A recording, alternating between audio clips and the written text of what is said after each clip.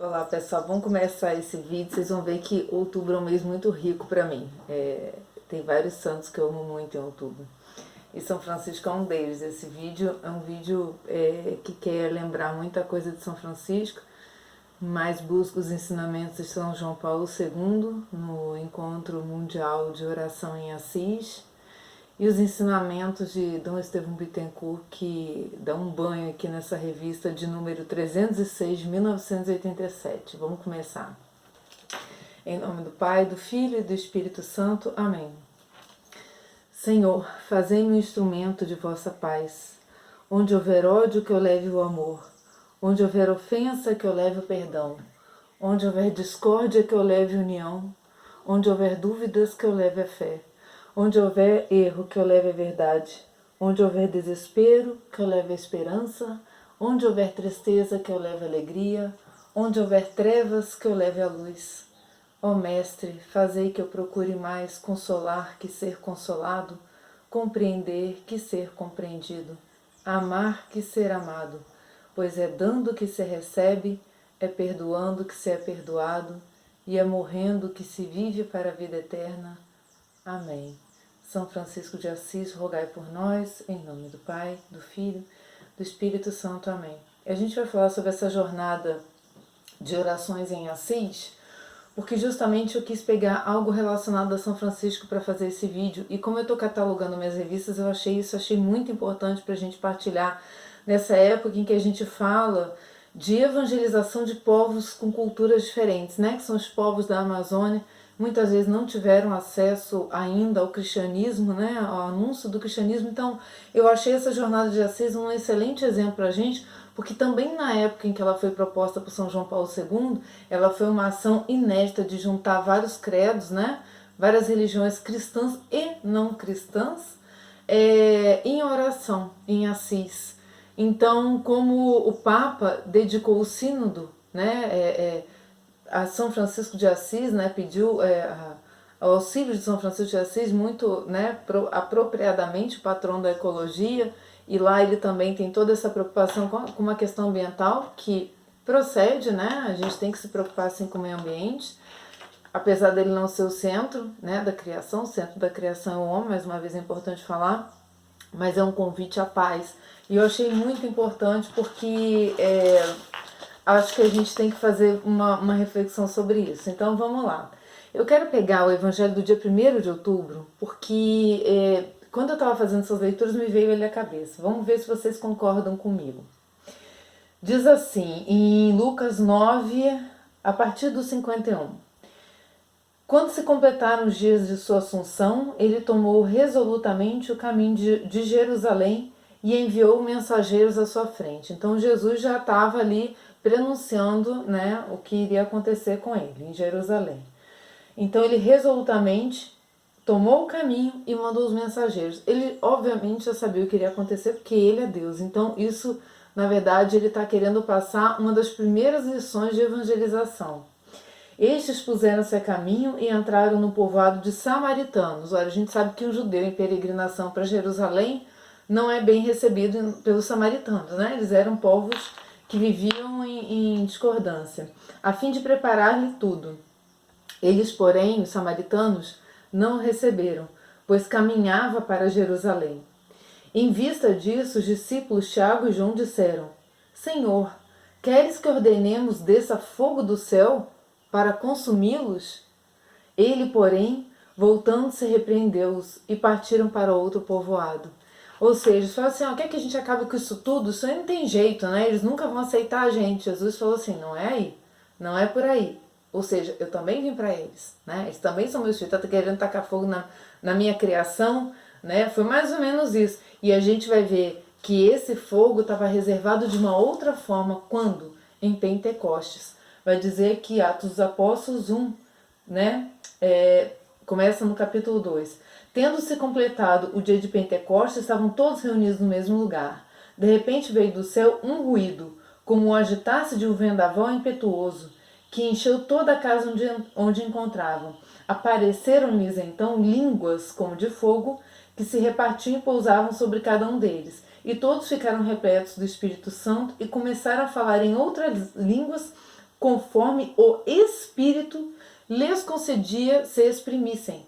Ou seja, o Espírito de Deus falava através deles, que eles não tinham conhecimento dessas línguas. Então, essas línguas de fogo representam o quê? O poder do testemunho, né? E o poder do quê? Da palavra, da evangelização. Então, aquele fogo que eles queriam tacar lá em Samaria era um outro tipo de fogo que Jesus iria fazer com que eles tacassem.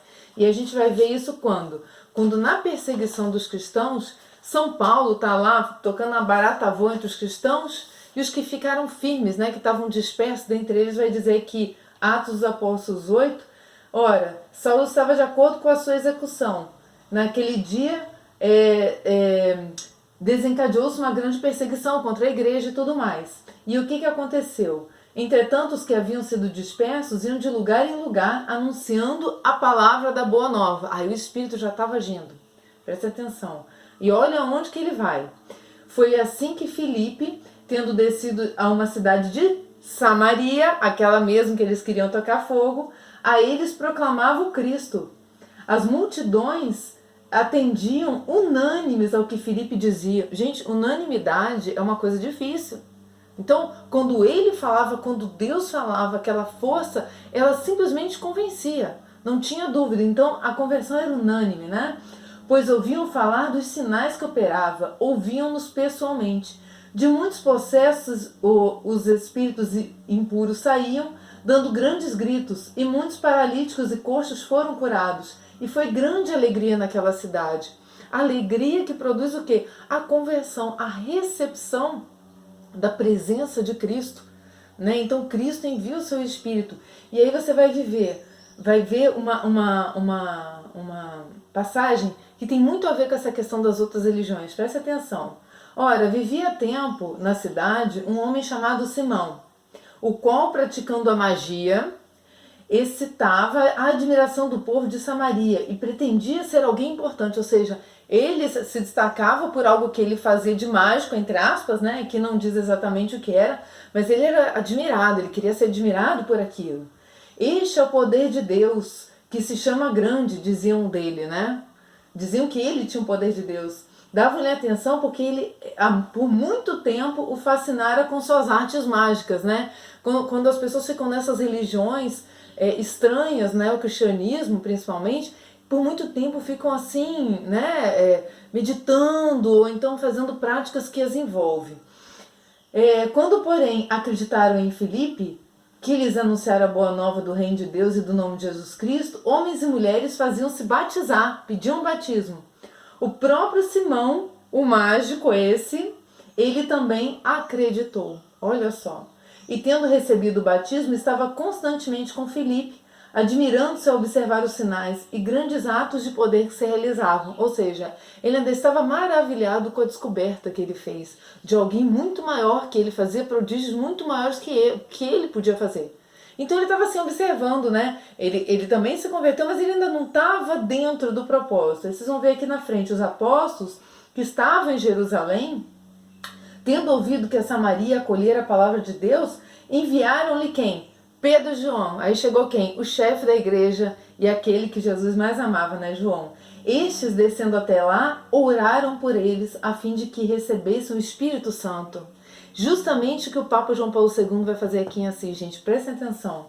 Pois não tinha caído ainda sobre nenhum deles, mas somente haviam sido batizados em nome de Jesus, do Senhor Jesus, ou seja, apenas tinham sido batizados. A gente sabe que o batismo nos entroniza no reino, mas prestem atenção, o chefe da igreja foi lá confirmar a fé deles. Então começaram a impor-lhe as mãos e eles recebiam o Espírito Santo. Pronto, a crisma, né? A confirmação do batismo. Quando Simão viu que o Espírito era dado pela imposição das mãos, ou seja, aquele cara que antes fazia mágica, viu que ao impor as mãos eles realizavam essa mágica, entre aspas, de Deus, né? Ele ofereceu dinheiro dizendo: dai-me também a mim este poder para que receba o Espírito Santo todo aquele quem impuser as mãos. Pedro, porém, replicou: pereça o teu dinheiro e tu com ele, porque julgaste poder comprar com dinheiro o dom de Deus. Ou seja, ele tinha visto aquilo tudo, mas a mensagem de Deus ainda não tinha entrado no coração dele. A gratuidade e a simplicidade em que coloca-se Deus no centro e não o próprio homem que está fazendo aquilo através de Deus. Então ele ainda estava apegado ao quê? À matéria, ao materialismo. Tanto é que ele quis comprar a graça, e a graça é gratuita.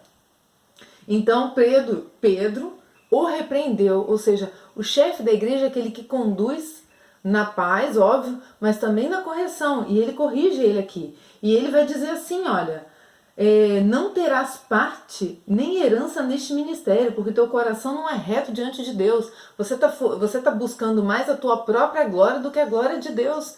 Né? Você está procurando mais que você se satisfaça do que outros encontrem um caminho. Que era o exemplo que eles estavam dando era esse. Que os outros encontrassem o mesmo caminho que eles, apóstolos, haviam encontrado com a verdade.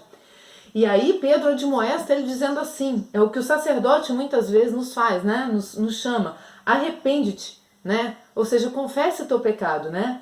Pois desta maldade tua, e ora ao Senhor, para que te possa ser perdoado este pensamento do teu coração, pois eu te vejo na amargura do fel e nos laços da iniquidade. Ou seja, ele estava querendo servir a dois senhores, ao Deus e ao dinheiro. Pedro falou assim, vem, se confessa e eu já estou te dando o ato de contrição. Se você se arrepender, né? Que é o quê? Vai orar, pede perdão a Deus, né? Através da oração. Simão respondeu, né? Aí ele caiu em si. Ele falou assim, rogai vós por mim ao Senhor, para que não me sobrevenha nada do que acabais de dizer. Então, tendo dado testemunho e anunciado a palavra do Senhor, eles voltaram a Jerusalém, evangelizando muitos povoados dos samaritanos, aqueles que não receberam Jesus quando estavam entrando em Jerusalém. Então vejam, gente, a missão, né? Outubro, mês das missões, que missão que tinham os apóstolos, né? De guardar os ensinamentos de Cristo e serem fiéis àquilo que Cristo tinha ensinado. Eu já aproveito para dizer a primeira frase de São Francisco que diz assim, olha, pregue sempre o evangelho e quando for necessário use palavras. Ou seja, a maneira como os apóstolos viviam e davam os sinais de Deus, mostrando que aquilo não lhes pertencia, não se endeusando, porque tinha sido dado o poder através do Espírito, eles evangelizavam e convenciam de que aquilo não era uma profecia deles, né? Que aquilo foi simplesmente concedido para que eles exercessem a missão deles. E também me lembro outra frase de São Francisco que eu anotei aqui, de quando eles passaram em Samaria, que se eles tivessem feito aqueles estardalhaços que eles queriam, eles não iam conseguir. Diz assim São Francisco, tome cuidado com tua vida, porque talvez ela possa ser o único evangelho que o teu irmão lê. Então aqui eu já quero passar para essa pergunta e responderemos, falando um pouco da jornada de Assis para vocês. Aqui vai dizer que essa jornada foi realizada em 27 de outubro, mês das missões, né, de 1986, tá? Qual era a ideia de São João Paulo II? Reunir 108 pessoas, representantes das grandes religiões da humanidade, cristãos, budistas, hinduístas, maometanos, jainitas, judeus, shintoístas, siquitas, zoroastrianos, cultores das tradicionais crenças da África e da América, a fim de passarem um dia em oração e jejum, na qualidade de peregrinos que pediam a Deus a paz para o mundo. Ou seja, ele falou a linguagem universal das religiões. Qual é? Oração e jejum, né? Mortificação da sua, vamos dizer, do seu plano físico para você ascender a um plano espiritual, né? Muito inteligente. Este grande acontecimento não foi aceito por grupos cristãos, como a gente colocou no início do vídeo, né? Teve aquele bafafá que está querendo relativizar sincretismo religioso. Prestem atenção no discurso que ele fez de abertura. Na Basílica de Santa Maria dos Anjos. Tudo isso acontecendo na terra de São Francisco. Como chefes religiosos, não viestes cá para uma conferência interreligiosa sobre a paz. Não. Em que se acentuariam a discussão ou a procura de projetos em escala mundial a favor de uma causa comum. Para começar, São João Paulo está querendo dizer, não existe causa comum. Você vai ter que excluir as minhas verdades de fé, eu não posso entrar numa conversação sobre um consenso. Não existe consenso, concordam? Então ele vai dizer que o grupamento de tantos chefes religiosos para rezar é, como tal, um convite dirigido hoje ao mundo, que pode ser dirigido hoje também na Amazônia, né? Para que tome consciência de que existe outra dimensão da paz e outra maneira de a promover que não sejam as negociações ou compromissos políticos, os tratados econômicos. A paz resulta da oração, vai dizer São João Paulo, que dentro da diversidade das religiões exprime relação com o poder supremo, que ultrapassa nossas meras capacidades humanas. O que ele está querendo dizer assim aqui? No ato da criação, Deus Pai, Filho e Espírito Santo já lá criaram a humanidade de que forma? Na unidade, como uma coisa una, né? Então isso está acima, o que ele quis dizer, que essa paz e essa unidade estão acima das meras capacidades humanas, porque elas dependeram antes de um poder supremo. Então o convite à oração é colocar o Espírito de Deus para agir na frente do quê? Da verdade da fé, que é a religião católica. Nós vimos de longe, não apenas por causa da distância geográfica, que muitos dentre nós tiveram de vencer, mas principalmente em vista das nossas peculiares origens históricas e espirituais. Cada um tem sua origem, né? Como julgar aquele que nasceu dentro do budismo, do shintoísmo, mas também eles devem ser evangelizados. Então, aí a ferramenta que o Papa mostrou, e tem muito a ver com o vídeo anterior que a gente fez. O fato de que tenhamos vindo para cá não implica a intenção de procurar um consenso religioso entre nós, ou de entabular uma negociação sobre nossas convicções de fé. Isso não traria paz, não é? Também não significa que as religiões possam ser reconciliadas mediante um compromisso comum, com um projeto terrestre que ultrapassaria todas as crenças religiosas. Não, impossível, né, gente? Também não se trata aqui de fazer concessões ao relativismo em matéria de crenças religiosas. Nada disso era o objetivo dele, pois todo ser humano deve seguir honestamente a sua consciência reta, com a intenção de procurar a verdade. Olha aí que ele falou, a verdade. E de quê? Obedecer à verdade. Então, ele ali jogou, né, a casca de banana para as outras religiões, mas tudo bem, ele estava falando sobre a paz. Nosso encontro atesta tão somente, e aqui está o seu significado para os homens do nosso tempo, que na grande batalha em favor da paz, o gênero humano, sem perder as suas diversidades, deve aurir nas fontes mais profundas, aquele Simão que estava olhando os atos deslumbrado, né? Enfim, foi convidado ao quê? A conversão, a olhar mais profundamente. É justamente esse convite que o Papa fez. Sutil, né? Muito sutil. E mais vivificantes, em que a consciência se forma e sobre as quais se fundamenta a atividade moral dos homens. Ou seja, ok, vocês estão buscando a verdade nas religiões de vocês, como disse Dominus Jesus, né? Toda religião, ainda que não cristã, ela tem no traço a busca da verdade, né? Busca do homem se religar a Deus. Religião, religare, né? Esse desvínculo que teve da nossa criação, nosso pecado original, fez com que a gente ficasse baratinado. Estava lá Simão encantado, né? Buscando, enquanto está em Cristo. Então o que ele falou é o seguinte, vem à fonte, vamos beber da fonte, sem falar qual é a fonte. Né? A inteligência, o Espírito movendo o pontífice, assim como moveu Pedro lá, né? A reafirmar. Então ele vai dizer que o Dom Estevão faz o seguinte comentário: o Santo Padre, assim, quis dissipar a suspeita de que o encontro de Assis redundasse em relativização dos valores religiosos. No encerramento, São João Paulo II vai dizer, né, depois de tudo que aconteceu, ele vai dizer: a oração ajuda o ser humano a se abrir ao seu Criador para os valores de outro mundo e também para o seu vizinho. A oração ajuda a pessoa a entrar em contato com Deus, ou o absoluto, ou a última realidade. A oração tem uma dimensão que na diversidade das religiões tenta exprimir a comunicação com um poder colocado acima de todas as nossas forças humanas. A paz depende fundamentalmente desse poder, que nós chamamos Deus, e que, como cristãos, cremos ter se revelado em Jesus Cristo.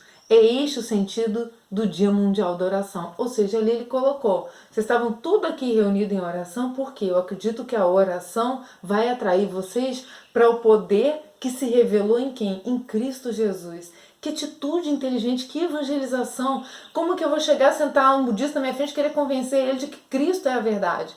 Primeiro eu tenho que colocar ele em contato com aquele poder que através do Espírito, da presença do pontífice da igreja, pode modificar essas culturas, pode trazer e aproximar, porque é tudo que Deus quer. E que Nossa Senhora está sempre buscando é reunir seus filhos em torno da mesma fé, em torno da fé que ele fundou. Então, o que o Papa fez foi uma atitude inteligentíssima, inédita na história da igreja, né? E a gente sempre tem que louvar essa atividade do Papa. Aí Dom Estevão vai dizer que os documentos da igreja mesmo apelam para o substrato religioso existente em todo o ser humano, anterior a qualquer confissão de fé específica e que põe todos os homens em contato com a divindade, todos, não só nós católicos, mediante a oração. Então há documentos da igreja, e são esses documentos que Dom Estevão vai usar para fazer a avaliação teológica dele. Foi o exercício desse senso religioso natural capaz de estreitar todos os homens entre si e com Deus, que o Santo Padre quis convocar no encontro de Assis. Então, meus irmãos, eu sempre quis saber o que Dom Estevão pensaria sobre o Sínodo da Amazônia. E aqui está o que ele está dizendo, justamente o que foi feito, né? Uma reunião em torno de uma cultura diferente. Então, acho que o Papa tem todas as ferramentas na história da igreja, das atividades de outros papas até, para se basear, para também fazer, ele inspirado pelo Espírito, esse sínodo. É muito importante que, reparem, né? Dia de São Francisco de Assis, eu peguei essa revista, tá aqui, a Jornada de Assis, falando sobre o quê? Sobre a oração, sobre o modo de evangelizar culturas totalmente diferentes. Então, vamos pegar só, logo depois que aconteceu esse encontro, o Santo Padre, em 22 de dezembro, né, ele falou o seguinte: toda autêntica oração se encontra sob a influência do Espírito, que intercede com insistência por nós, pois não sabemos o que pedir para orar como devemos, mas o Espírito reza em nós com gemidos inefáveis, e aquele que sonda os corações sabe quais são os desejos do Espírito. Com efeito, podemos afirmar que toda autêntica oração é suscitada pelo Espírito Santo, que está misteriosamente presente no coração do homem, no coração do budista, do shintoísta, da religião africana. Ele está presente, ele se faz presente. E quando o pontífice se reúne, aí pronto, aí é ele mesmo.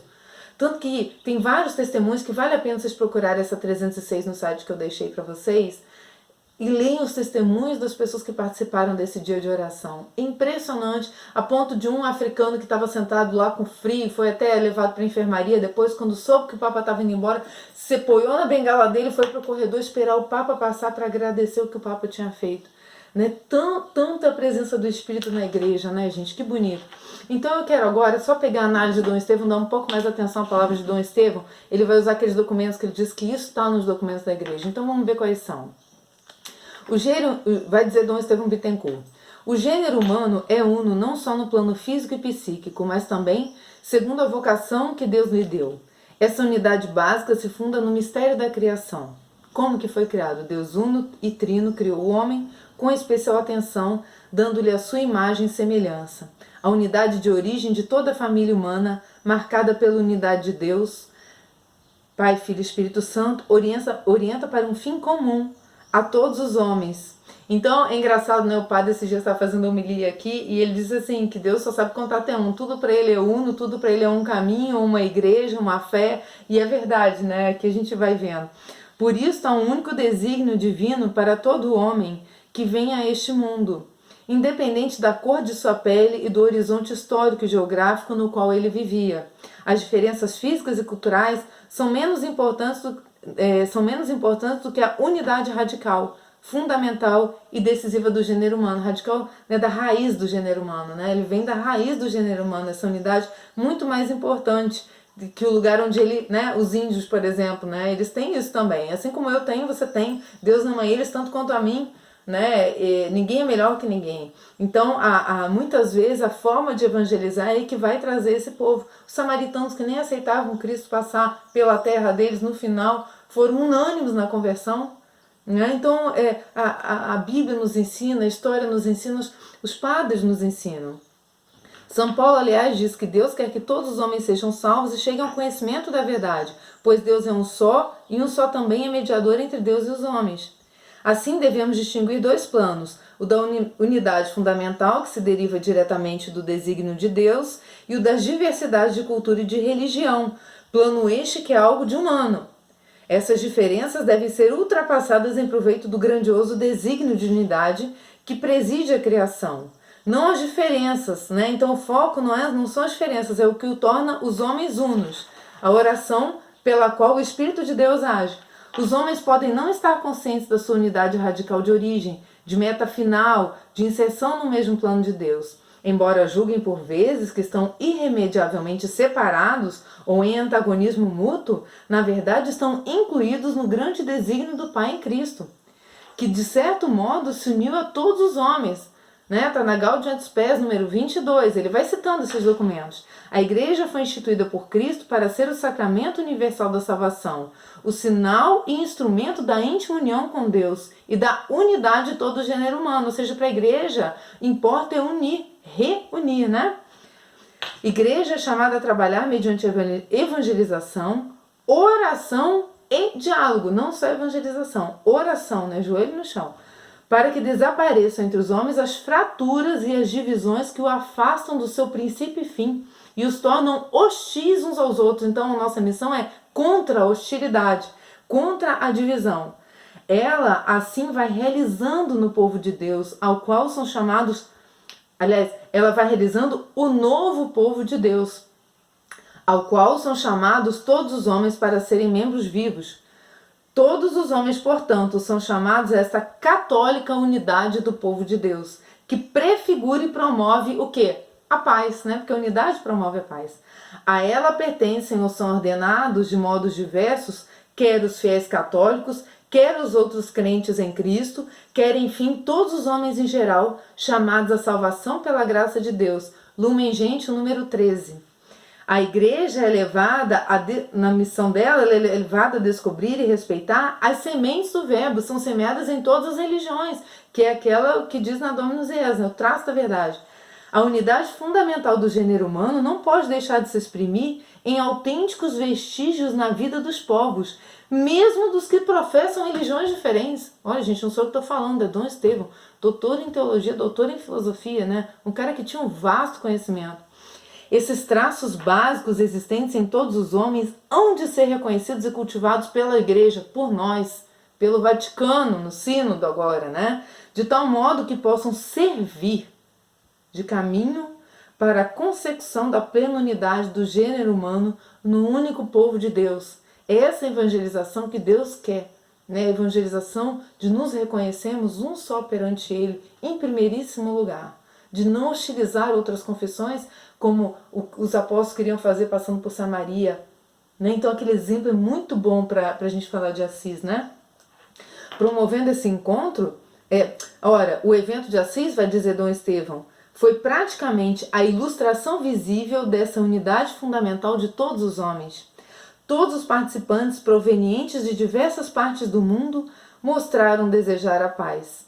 Todos reconheceram que ela depende de um supremo doador e todos a imploram pela súplica, ou seja, pela oração. O Papa fez o quê? Todos se ajoelharem diante daquele que os criou, de pedir o quê? A unidade em suas religiões próprias não, a unidade em Cristo Jesus. Mas eles só tinham como fazer isso pelo vínculo da paz, que São Paulo falou, catequizar, evangelizar pelo vínculo da paz. E aí eu pego também uma frase que fala sobre a paz, que diz assim, olha, São Francisco de Assis, se algo rouba a paz no meu coração, é porque ocupou o lugar de Deus. Lembram dos apóstolos querendo tacar fogo em Samaria? Que tinham ocupado o lugar de Deus? Eles mesmos, achando que eles iam forçar a passagem deles naquele lugar, ou forçar o entendimento de quem era Cristo, Se revoltaram com propriedade de não aceitarem Cristo? Sim. A gente fica triste quando vê alguém fora da religião católica? Sim. Mas queriam ocupar o lugar de Deus, então por isso perderam a paz ali. Então, para terminar, tem uma citação que ele faz aqui, olha, essa jornada não nos ensinou a reler com olhos mais abertos e penetrantes o rico ensinamento conciliar relativo ao desígnio salvífico de Deus, a posição central de Jesus Cristo nesse desígnio e a profunda unidade que está na origem desse desígnio e para a qual ele tende mediante a diaconia da igreja. Ou seja, essa jornada não nos ensinou a reler isso. A Igreja Católica se manifestou aos seus filhos e ao mundo no exercício da sua função de promover a unidade e a caridade entre os homens e mesmo entre os povos. Por fim, Dom Estevão faz a seguinte exaltação, sem desvios. Foi antes uma forma nova e inédita do exercício do ministério da Igreja que marcará profundamente os tempos vindouros, que sejam esses do mês de outubro. Graças sejam dadas a Deus pela realização de tal evento. Assim seja o Sínodo da Amazônia, exemplo desse encontro de Assis, né, que todos possam ser iluminados pela luz única e verdadeira, que é o Espírito Santo de Deus. Amém.